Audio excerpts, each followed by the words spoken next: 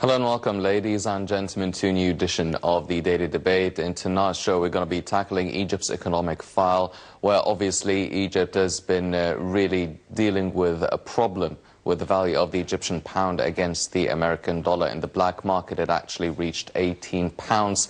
In the Egyptian central bank's valuation of the value of the American dollar against the Egyptian pound is around £8.5 to £9. Now we're going to be talking about the value of the American dollar. We're going to be talking about Egypt actually trying to negotiate getting the IMF a loan and using the yuan currency. Now it had joined the basket of currencies. Also, Egypt has risen to 122 in the World Bank's 2017 Doing Business report. And joining us here in the studio to shed more light on this issue is Mr. Moustafa Ibrahim, member of the Egyptian Businessmen Association. We're also joined by Dr. Salah, Nosseir, the research and development expert. Gentlemen, thank you very much for joining us this evening. Thanks for having me today.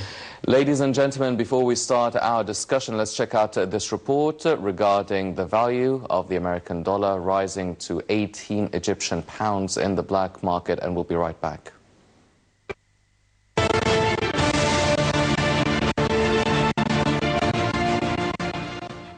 The US dollar continued its steep rise on Egypt's black market, breaking the 18-pound barrier for the first time on Sunday amid continued scarcity of supply and growing demand. Meanwhile, the official rate remained stable, with banks selling US dollars at 8.88 pounds. Informed sources attributed the high unofficial market rate to government institutions and companies purchasing dollars on the black market to support the Central Bank of Egypt with its foreign exchange reserves ahead of an official devaluation of the pound. Foreign currency reserves currently stand at about $19.5 billion. CBE's board held its regular meeting on Saturday but did not announce any new measures concerning the exchange market. The board of the General Division for Importers met on Tuesday to approve a decision in halting imports of non-essential goods in response to a call from the Federation of Egyptian Chambers of Commerce. Meanwhile, the Budget and Planning Committee of the House of Representatives invited Finance Minister Amr Garhi and Central Bank Governor Tariq Amir for an urgent meeting.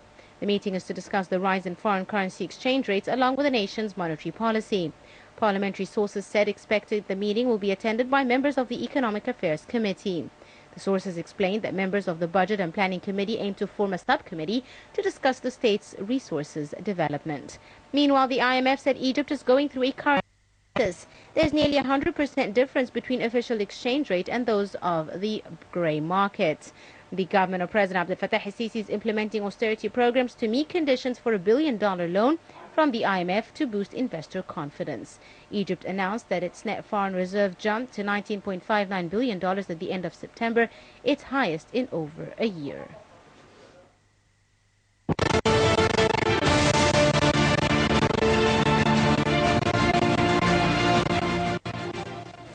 Welcome back, ladies and gentlemen. Now, starting off our discussion, Dr. Nosseir, first of all, the value of the Egyptian pound is really going down day by day against the American dollar. It reached 18 pounds, which is more than the double of its value in the Egyptian banks. How do you explain this really steep decline day by day of the value of the Egyptian pound? Well, it's a very difficult question,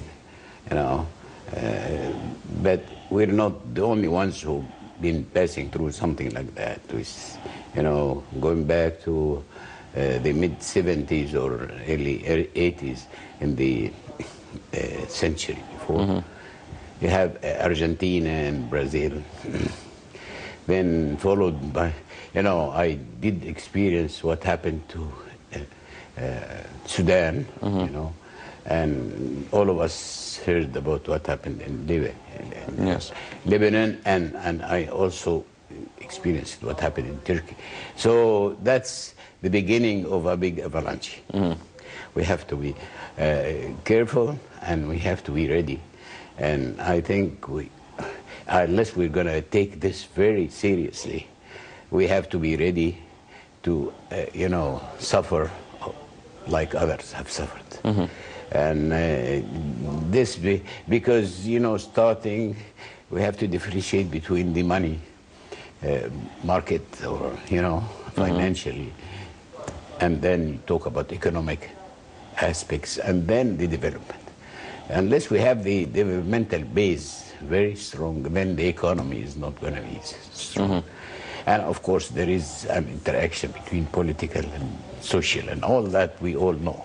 Yes. But we have to be ready, and we have to take this very serious. There is a fire, big fire, and we have to be very careful in handling that fire. And to me, unless we're going to take this, you know, seriously, we have to be ready for much, much more than what we're suffering at the moment. Yes. Well, Mr. Ibrahim, now, we're always used to having a value of a certain currency in a bank and a different value for the same currency in the black market. Now, the value of the American dollar is really increasing day by day. It's almost more than double.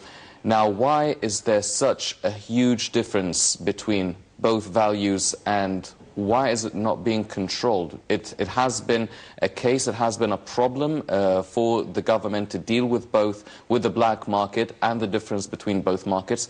Why are we not able to control it? It's a lot of elements together. I would assume, in my point of view, is that the first main element is bad management. Because if you compare last year, when the previous or head of the central bank resigned, the value of the dollar in the black market, forget about the artificial or the official rate, was almost $8.5. $1 was equal to 8.5 pounds. Now we are talking about 18, more than double. The simple question would be, as the economy suffer, or the performance of our economy went that bad, the answer is flat no. There is a lot of speculation, bad management, all of that led us to that. First of all, you are talking every time someone from the official talk about floating the currency, the second day or the second hour, you find an increase in the exchange rate. Because everyone, their perspective is talking about the floating means reduction. First of all, I'm just very surprised. Nobody is talking about the fair price for the Egyptian pounds. It's very simple. It's like when you put many company in the share market. First of all, you make evaluation for the company, and then through an audit, and then you put a fair price for the share. The same thing with the Egyptian pound. Nobody is telling us what is the fair price for the Egyptian pound. Is 15? Is 14? Forgot, because the two prices are two artificial prices. 880 doesn't reflect the economy. 18 pounds doesn't even reflect. So there must be someone who must come to us and tell us this is a fair price, because their policy, or what they have announced to us, they are going to make what they call control floating.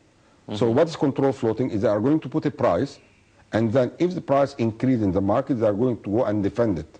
So you must have to start with, someone has to come to us and tell us the fair prices according to all the economy, or the element in our economy. The fair price for the Egyptian pound is so and so. You cannot leave the market like that. So nobody has come to us and saying that with all the elements in our economy having a problem with it. Tourism having problem with this and that and such, and we are positive in that side and negative in that side. So after evaluation, the fair price for the Egyptian pound is 15, for argument's sake. And then you float it for 15.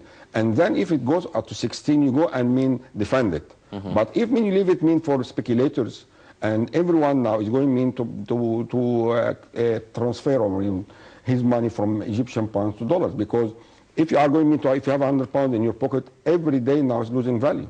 So it makes sense for you, or the other alternatives doesn't make sense, but the other alternative to protect your saving is to convert it into dollars. So you are creating a problem. It's like a snowball.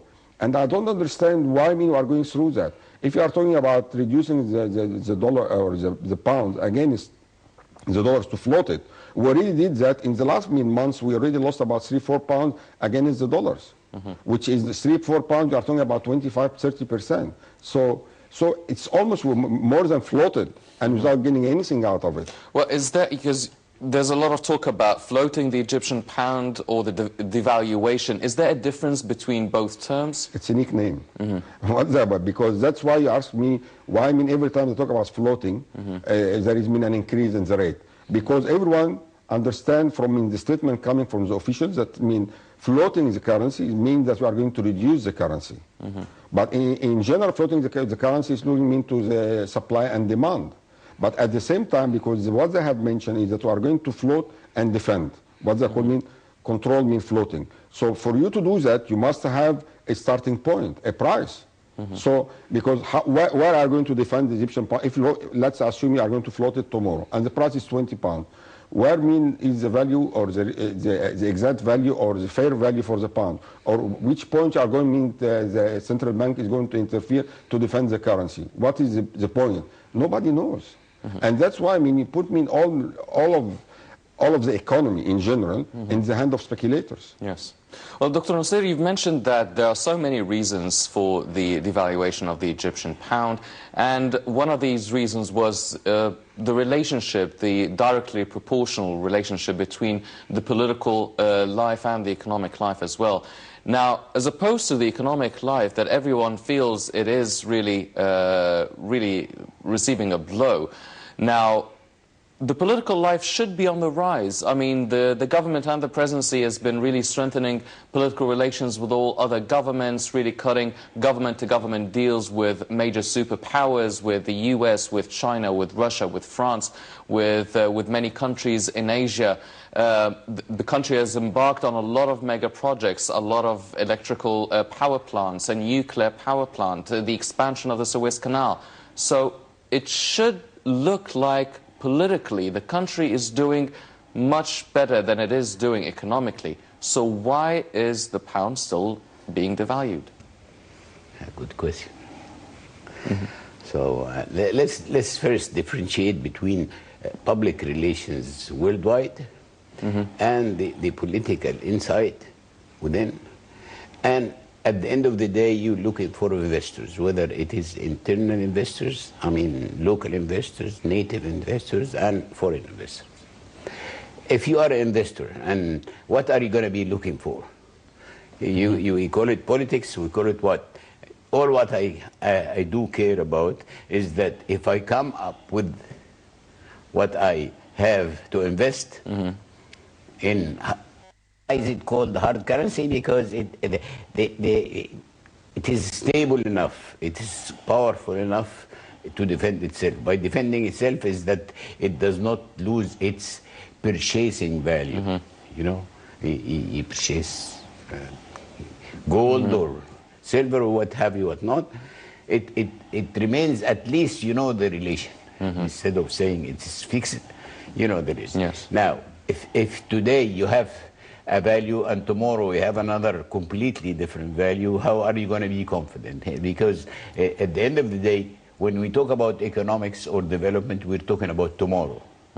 Talking about tomorrow, unless you see tomorrow, you know, as though it is today, you know, you're not going to invest. Because that's why they say that money is always, you know, kind of coward. Who, you know, whoever have some money is, you know, has some sort of cowardness to spend that money or to invest. So we come back here and say, we have to translate what you've mentioned by visiting and by relations and into the facts telling me that as an investor I come here and I am going to have my fair share, minimizing the risk of coming. Yeah, there is a risk of doing some business. Any business has some risk. But to come and tell me that the cash value is going to be fluctuating that much, and then to control me if coming, you know, I personally passed through an experience. I have signed, you know, a contract 9th of August with a huge amount of money to invest in. We have a major, I mean, I'm talking about hundreds of millions, hundreds of millions of not Egyptian money, but euros. Okay? To bring it here, I convinced the investor because of our past, as I told you, we have a conference and proved everything. For the last 3 months, we have not been able to convince the banks to bring the money, you know. Why? Because we have so many rules, you know. Yes. We have so many regulations. Of course, I insisted that when we get the money, at least the man, the investor can take his money back. We, as Egyptians, can leave it over here. Yes. Okay, we have the list of projects that we're going to do, and the all what you need to have to prove you that this is going to be a success. Absolutely. Okay, but the rules and regulations, which is to reflect the political status. In fact, I don't care about anything but my investment. Yes. So even though government to government, they can actually make deals, it really comes down to the foreign investor coming and investing here in Egypt. And we've been talking about the investment law and the difficulties. So it really, do you feel that the private sector is actually quite critical in determining a value of the Egyptian pound against the dollar and really affecting the economy that much? Well, let me say it is not the public, private sector is inflicting. No, the private sector, you know, let's go back and see what happened in the world when things of the sort happened, you know. Yes.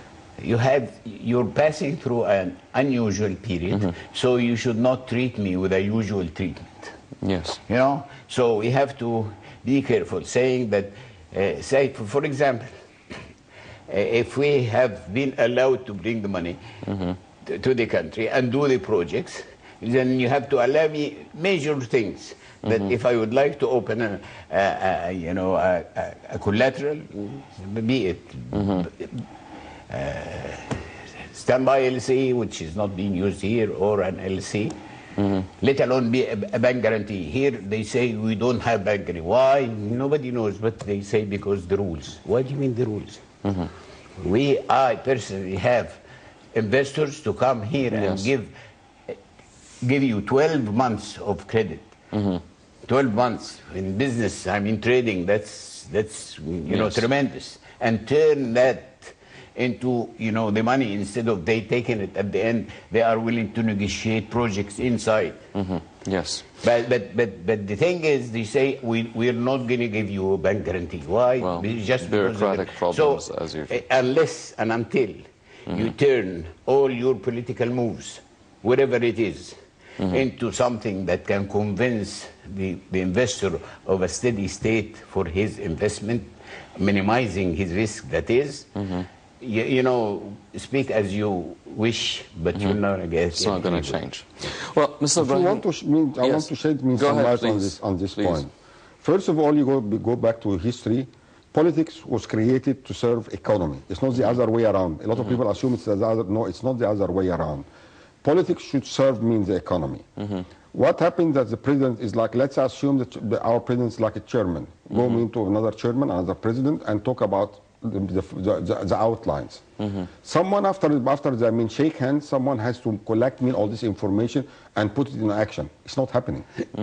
At the same time, what you have on the ground, you lose the potential. Why? Because once you go to visit, for argument's sake, Russia, and talk about their investor about coming today, and they come and you are not ready. What they do is they don't come back. So my point of view is that we are making a very critical problem here. You should close your doors for at least few months until you fix your problems. First of all, you fix the problem with the currency, nobody will come. You have to be realistic and understand how the other things. Nobody will come with two different exchange rate, especially if there is a huge difference between both of them. The second problem they have some laws like investment law. It's not ready yet. The third point bankruptcy law is not ready yet. So if you go and the president is doing a lot of effort and come back with 10% of the required results, I think it's about time to think about what happened in the last 12 months or 24 months. Stop this visit to a certain extent, make it political visit, and not talk about the economy until you are ready. Yes. Once you are ready, you will get the investor. Egypt, it's an important part of the world. It's the situation and the location. It's unmatched, but at the same time have a lot of problems. Let's talk about sense. Don't forget about economy, because economy, sense is part of the economy. If you have $1 million now and you come to our area, our region, where would you go? To Morocco, Egypt, or Dubai? If the answer is not Egypt, which is not mean. Then you need to fix it. So you need to close your doors for a few months, fix your problem, and then invest. Because once you make your promotion for the country, you put it under the microscope. If you are not ready, people will not come, and tell other people don't come. Yeah. So my assumption is that the best way to fix this problem is that let's fix our home first and then invite people. You cannot invite people while your home is not ready. Yes. And that's exactly what's And you can talk to the people or to the investor, whatever you want. People have all the information, more than what we have actually from their embassies, from other sources and so on. So everyone knows the situation with our economy. And it's not that bad. It's not it's as Dr. Nosseir said, a lot of countries went through this road, but by the end of the day, they can fix it. But the way we are dealing with the investors and the investment in Egypt is not the right way as we speak now. We should we have a lot of people coming. I met a lot of delegation coming from different places. Everyone is keen to do business, but everyone, as Dr. Nosseir said, they have the money in their bank, they go back with the money. Why? A lot of regulation, a lot of problems. Yes. And let's assume now you are an investor, you transfer $1 million. And then you go through the central bank and get it for 8,990,000 or 9 million. Actually, the value of this money is 18 million. Why do you expect someone to come and do this risk? Why? Unless you assume people don't know the situation on the ground, or they are naive, Yes. which we don't have these two kind of investors available now.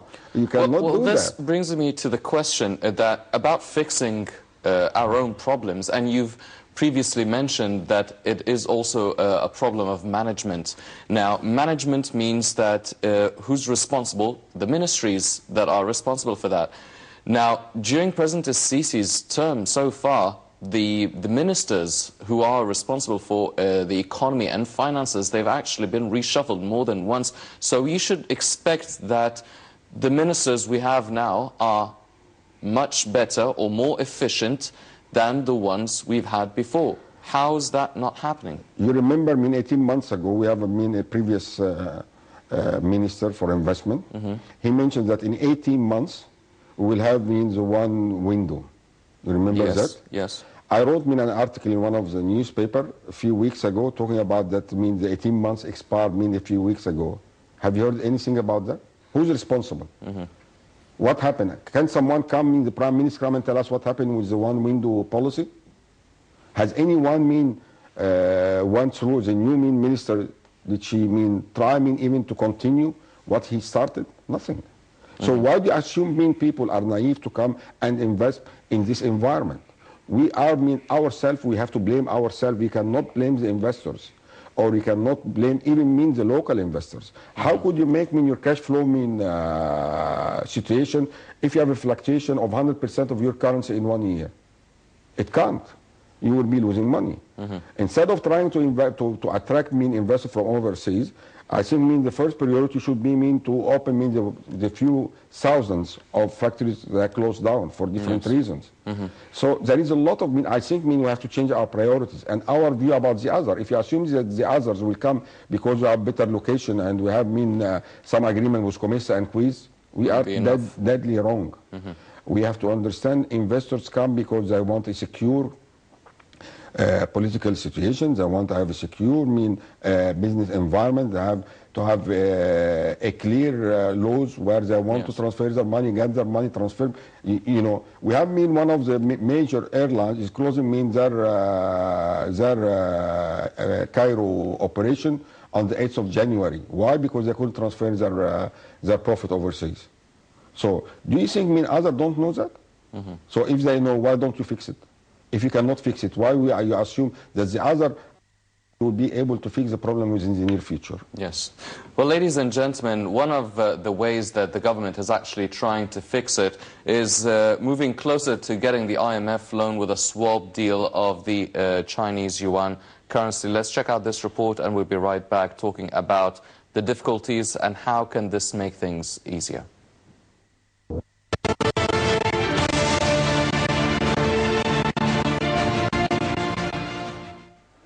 Egypt has reached a currency swap agreement with China valued at $2.7 billion, moving closer to meet the terms required to clinch a $12 billion loan accord with the International Monetary Fund, IMF. The agreement is being processed by the Chinese authorities, according to the Egyptian central bank officials, who did not provide additional details on when the deal was reached. There were no immediate comment from the People's Bank of China.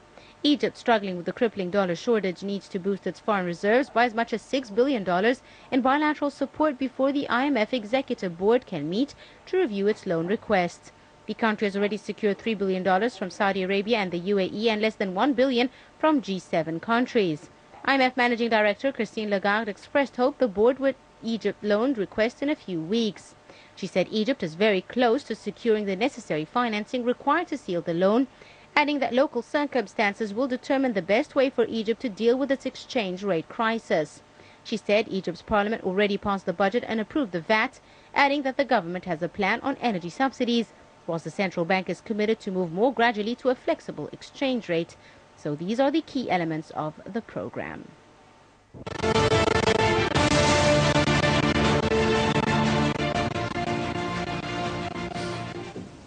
Welcome back, ladies and gentlemen. Continuing our discussion, Dr. Nosseir. Now, a couple of weeks ago when we heard that the Chinese yuan is actually being part of the basket of currencies that would be dealt with within the IMF and the World Bank, a lot of people were enthusiastic and optimistic about it, thinking that, okay, so now we don't actually have to deal that much with the dollar and we can swap it with the Chinese yuan, which means less Egyptian money would be spent.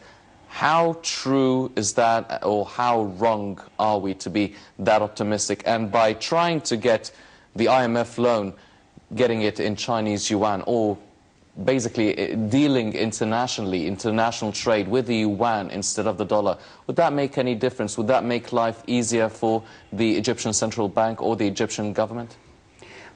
Well, someone is sick, and instead of taking the white pills, he would like to take the red pills, maybe, because the white and red, as you know. So would it make any difference, you know? Wouldn't, because the problem remains to be there, you know. And the question is, there is a big question that we have to face it as Egyptians, because we are all in that boat. Okay, regardless whether we live here, we live abroad, we are Egyptians. That's our life. When you say that you change the ministers, the thing is, stability goes with the person or with the system? The system. With the system. When you bring some minister in a cabinet of ministers, are you talking about that minister is going to come with the integrated system and proposing it, and it is going to go? Well, the minister actually change or develop or better the system? Yeah, even if he's going to be able to do it, he's going to be able to do it within his system. Remember, when you do a system, this is my business, you know, doing a system. We've been doing it for the last 60 years, you know. You have a system, okay. So you have to think of the components of the system, the objective of the system, the process of the system. Then we start doing the functions of the system for doing within the process, and within that function, then you have to start thinking of getting some human resources. Then you have to do what you have to do is to get a job description and select the proper person to do within that system. At least all what I have said in the last minute has to be done. Otherwise, you're not talking about system. You're talking about something else. You're calling it a system, and you're calling it a plane. Well, it's a piece of paper. Can you fly? You cannot fly. You know, it takes a while to think about what you are doing. Now, we all are saying, let's close the door and fix it. Fix what? Let's think of fixing what? How soon? The urgent matters. Yeah, now the system. I say, well, now we're talking about system. Are you bringing the minister with a system, or bringing him because he's expert to run a show? You know. Now the question is, let's face it. There is a fire, and we have the luxury. We don't have the luxury of sitting down and making theories. Let's think of a solution now. A solution now to my end with my experience. Every one of us has his own experience, and he can speak it off. We can sit in a round table and we come up with a solution. To me, we have, because there is a fire now, and the fire, if we're not going to put it off now, is going to increase definitely tomorrow and the day after. It's not going to stop by itself. Nothing stops by itself. And if it stops by itself, then it becomes dead, you know. Yes. Then it gets. Now, to do it, to me, I say that let's, with the experiences we have, let's not talk about the existing system, because we have tried it, and we know that we have not reached anything that we close to what we want, right? What we are trying to say, I'll finish first. So, to me, you get some, you know, what you call it, not wise men, but decision makers, top decision makers, and say, come with a package. Whoever who would like to come at the package, and you expect it to come from Egyptians coming to save their country, with whoever comes with them, and give them a chance to express themselves in writing, saying what's the objective and what do they want to do, and when they want to do it, what is it they want to have it from the government. Yes. And this, I have done it personally 2 years back. Now, well, that's what we would like to do, and that's what we want to have from the government. Yes. One window is not just to come in. I said one window to deal with, to finish the entire thing. If you let me finish this, you like it, see it. We discuss it, and then I tell you the periphery. We are gonna be asking this ministry that, this ministry that, this ministry that. Get us someone to solve these problems at that particular time, because I'm a specialist in planning, and I know by that time we want this from this government, from this ministry. With that time we do that. Yes. Get us somebody from your side to finish this at that time. Otherwise, we are going to be losing, and let everybody else do the same. Yes. Then the ministries has to follow suit, not to tell me what to do. I mean, yes, because it's a fire we're living in. Yes. So let the firemen come deal with it and set the terms, and everybody else has to follow suit. Otherwise, we are not going to get anywhere. Well, this is a solution. I'm saying it as a solution. Well, Mr. Ibrahim, do you feel that by fixing the problem, should we fix an existing system, or, as Dr. Nosseir has mentioned, reintroduce a system, a new system, or suggest a new system to deal with it altogether, which in other terms, for the lack of better expressions, it's like reinventing the wheel, which is faster, which is better. The summary of Dr. Nosseir is saying is that if you fail to plan, you plan to fail. It's as simple as that. When we discuss, what I mentioned about closing the doors, because as you mentioned, we don't have the luxury of time, which I 100% agree about that, but at the same time, we are trying to put down the fire with the wrong tools. And what the outcome was that we are getting more fire everywhere. So it's about time to stop that and have a deep breath and think about what we are going to do next. Because what was the policy which we have been implemented doesn't lead to us to anywhere. It's as simple as that. A lot of economists will sit down together and disagree about everything, almost. Because one of the main elements about taking a decision means feedback from the public, like if you are talking about economy. But what we cannot disagree about is the outcomes, the results. It means the economy within the last 12 months and now, you can see the difference. So we cannot disagree about the results. You cannot disagree that the dollar was £8, 8.25, and now it's 18. Can you disagree about that? You can't. No. So the results show for themselves. I don't have to talk about them, because what we have seen during the last few months, it's a catalog of some errors to a certain extent. Of course, there is a lot of conspiracy from overseas and within the country. That's also a big issue. But at the same time, a lot of bad management and take no decision and make no clear view about what you want to do tomorrow led us to a situation where we are today. Nobody, I haven't heard about any central bank who said, I'm going to float. Normally, they say, I floated. Nobody would say, I'm going to float. It does make sense because it's an open invitation for everyone to convert their Egyptian pound to dollars. Why would you take a declaration like that? I cannot, for my life, I don't understand why would someone go and make such a statement. Is there any reason behind it? The only result we are getting is every time someone comes from the government and says that we are going to float, there is an increase of £2 in the dollar. We have seen that, and it happened more frequent last few months, and I don't know why. Yes.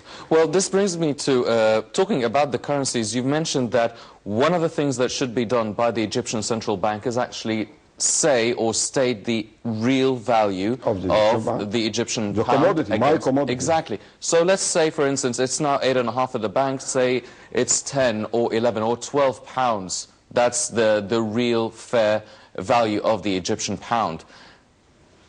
In turn, the black market will jump. Exactly. So what sort of difference? We're just making things a lot worse. That's what we are talking, running after your tail. So the only, my point of view, I might be wrong, but if I am in the position to take some decision, I will leave the £8 or actually the £9 to decrease it to £8 and leave it only for vital product, food and medicine. Because one of the main problems, why the government doesn't want to float? Because actually, which is true, and it makes sense. A little bit worried about the reaction on the ground. So let's protect these people and open the door for the bank to speculate and being a big competitor with the speculators. Open for them the doors, and the market, the supply and demand will come to a point, acceptable point. But ask someone why dollar jump for £2 every time they open their mouth. You are talking about £2 is almost 13% of the value of our currency. Like if you have $100 or £100 in your pocket, someone make a declaration and use £13 of this £100. Why should I suffer? Because someone make me such a statement. That doesn't make sense. Yes. Back to the question about the yuan. There is two things about the yuan. People are a little bit confused. There is one. The yuan come into the basket of the international with 4 other currency, which is the dollar, the yen, the sterling pound, and the euro. Yes. And he became now one of the major acknowledged currency. So any yuan you get, it will be calculated from your reserve. So is that good or bad? That's the first question. It is good. Why it is good? Because now we trade with China with $10 billion. We import from them for $10 billion a year. Normally, what we do is we import it through a third currency, either euro or dollars, mainly dollars. So the supplier, when he give me a pro forma invoice to open for him a letter of credit, he make me 3-4% extra for fluctuation of his currency. Yes. And the same situation when we trade with the transit currency, which is the dollar, the banks will have 3-4% also commission to transfer it from dollar. So if you take these two elements, that means you could increase or decrease the trade or the value of the trade by 7-8%. So it's good, big plus. Okay. The second point, and there is a confusion between two things. The currency situation, or yuan become an international currency, and the currency swap. It's two different stories. The currency swap, it's as we speak now, there is negotiation between central bank and China. What is the currency swap? They give you a yuan and they take Egyptian pounds. They did that with some currency, and the last one they did this agreement was Morocco. They give Morocco what's equal to $1.5 billion. Through 3 years, every year 500 million. What they do, they give them the currency and they get local currency.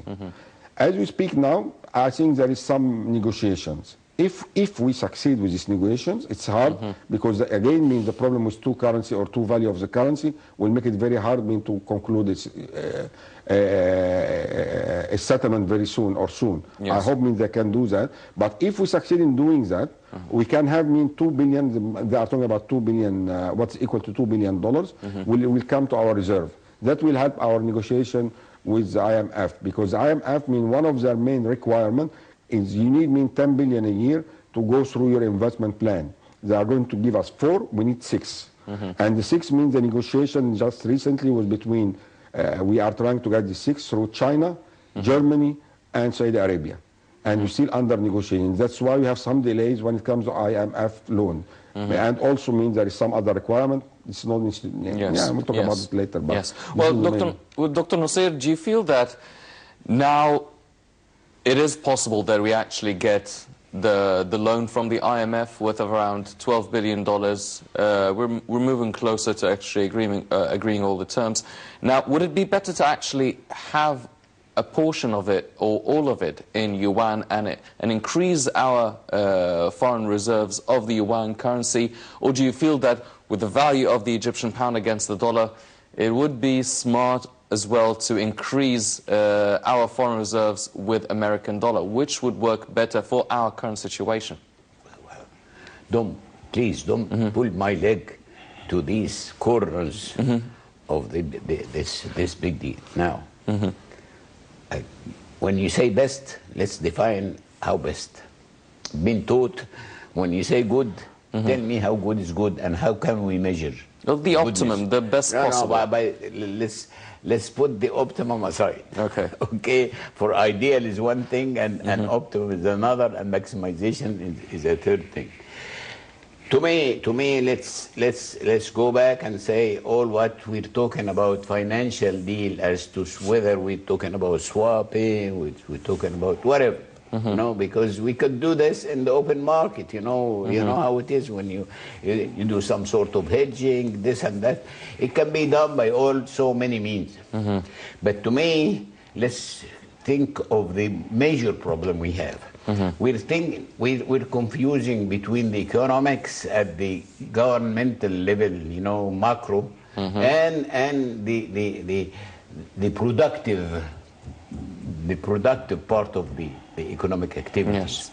Yes. Governments, when they're talking about providing services, ministries, they provide services. When you come to economy and you come to stabilizing the prices in the long term, yes, you have to speak of the balance of trade, right? You have to be putting this right where it belongs. Yes. The problem is that if we don't have to deal with others, we don't have to talk about any foreign currency. The problem is our need to get something from abroad, and we have to pay for it in their own currency. So let's think of our own problem. Now, to give a solution, I like to go to get a solution, not just speak about things. I get an investor instead of saying, like the gentleman was saying, and instead of putting off a fire, we get more fires to hurt us. Come, any investor, and this we can do. I can personally, I've been trying to do it, but the problem is that it's we have overwhelming resistance. Any investor, tell him now, tell me what is it that you're going to produce such that we either going to minimize our need for hard currency or maximize our gain from hard currency by exporting. And if you're going to give me a solution, come and give me a solution. What about you'll be self-sufficient, and tell me, I have a problem in energy, I have a problem in water, and I have a problem in health. Solve this entire problem, that sector entirely. Like in Germany, they have the Marshall Plan after the war. We can have a Marshall Plan over here and set aside everything until we solve our problems. Solving our problem is to get to be productive. Yes. Productive. By productive, I mean to get a product such that it will minimize my need for hard currency, maximize my potential to gain hard currency by exporting. Yes. Get a package deal from an investor, telling him you come with your money. Now you tell me we're bragging about getting some loans. What are we going to be doing with the loans? Generations will suffer from loans because it's not just the loan. it's the interest of the loan rate you have to pay. And then we're going to be having problems as we go along. Every time there is a timing for the loan deadline. Yes, everybody would be like, you know, it's the end of the day, the world now. But with the problem we have, and Egypt, you know, has so many resources. On the top of these resources are the human resources. Yes. And with that, we are to insist on achieving an objective of a package deal and give them all they can do. Of course, with that, you have to be, I understand. Well, it's a lot of talk about implementation. Now, regardless of all these problems, actually, Egypt has risen to the ranking of 122. In the World Bank's 2017 Doing Business report, it was 131 last year. In 2016, it rose to 126. And for the 2017 Doing Business report, it has risen to 122. So let's check out this report and we'll be right back.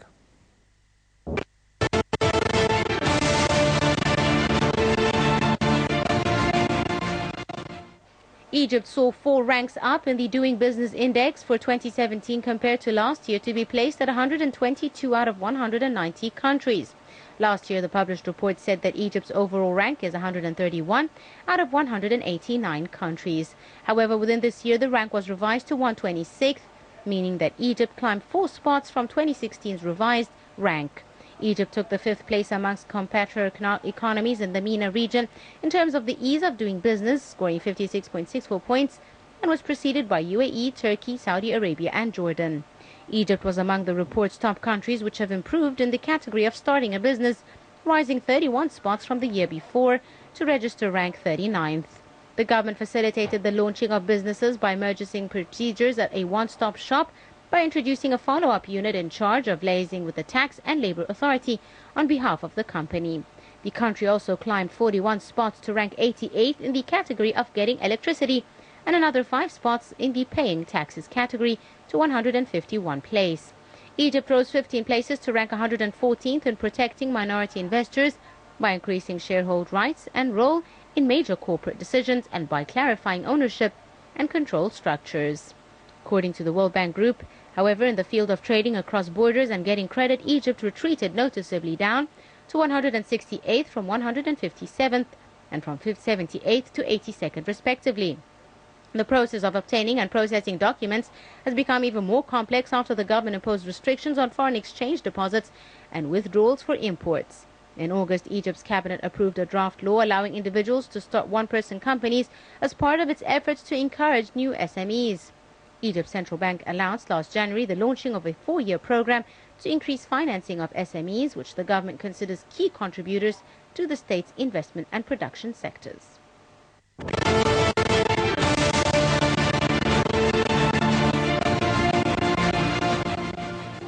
Welcome back, ladies and gentlemen. Now, Dr. Nosseir, because we're running out of time, moving from 131 to 122 for the 2017 report of Doing Business of the World Bank. That's out of 189 countries. Now, the economic situation in Egypt is very tough. A lot of analysts and ministers are saying, well, still even the dollar will, the value of the Egyptian pound will still go down. Inflation is really very active. How did we rise these at least four rankings now from 126 to 122? Should we be excited about it? What is the criteria? Well here. Quick, because we're running out of time. Well, you're asking a very, tough question. Yeah. I'm going to give you a simple answer. Okay. Let's think of indicators to rank anybody or anything. Then you have to speak of indicators. Yes. And these indicators will let you tell you where you go, where you ranked, and this and that. Yes. But at the end of the day, one of the indicators is the thermometer when I'm Yes. sick. The fact that he's going to go 35, I'm not very happy to have it because I'm about to die, you know. Yes. So whether and it may be 36, 37 exact, and I have a cancer and I'm going to die tomorrow, you know. So indicators, it gives you an indication of something, but it does not tell you what is behind that indication. So let's go to the why of it, not what is it. So we have to be very careful and not to be led by this. It could be used for a political, you know, word here and there, but let's go to the causes of the disease and try to solve it. Yes. Well, one last question, Mr. Ibrahim. Now, we've talked about all the problems. You've mentioned some of the solutions. Dr. Nosseir mentioned that sometimes we need to re-establish a new system, fix a lot of the managerial problems. And bottom line is we need to do a lot of work ourselves. We need to be as productive as we can. Now, what do you see should happen? Things need to turn up, look up at some point. What is the solution? I believe a lot of viewers will see me very pessimistic. I'm trying to be realistic at the same time, but having said that, I think the main point, my main focus, that we have all the elements, but sometimes we need better managers. That's as simple as that. Some countries don't have answers. We have the answers, but we need to re-massage what's happening on the ground. Yes. I believe that the currency and all of these things has to be readdressed in a different way. I believe that Egyptian economy have all the elements to be one of the top 10 or top 20. I'm not pessimistic. I believe the future is bright. It will have some rough edges as we go, but by the end of the day, we'll arrive there. We need to address the problem from different angles. Opportunity is there.